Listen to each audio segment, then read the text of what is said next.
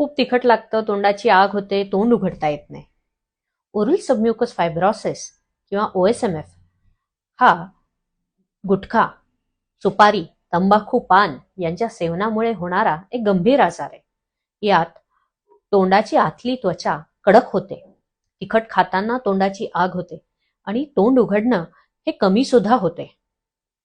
OSMF हा आजार पूर्वसूचना असून तो तुम्हाला कॅन्सरच्या मार्गावर नेऊ शकतो.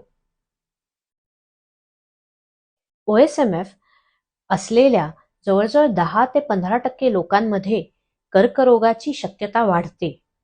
तोंडात पांढरे चट्टे किंवा लाल चट्टे दिसणे हे OSMFच्या गंभीर स्वरूपाचे एक संकेत असू शकतात.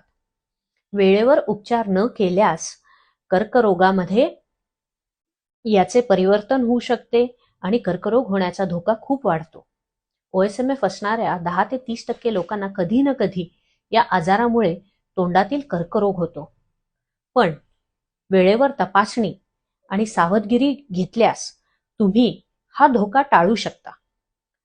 तंबाखूपासून दूर राहा, गुटख्यापासून दूर राहा, तोंडाचं आरोग्य सांभाळा आणि नियमित मुखरोग निदान तज्ज्ञाकडून तुमची तपासणी करून घ्या. तुमच्या तोंडात OSMFची लक्षणं असतील तर जखमेकडे कधीही दुर्लक्ष करू नका. आजच ओरल मेडिसिन तज्ज्ञाचा सल्ला घ्या. लक्षात ठेवा, लवकर निदान हाच कर्करोगापासून वाचायचा सर्वात प्रभावी उपचार आहे. धन्यवाद.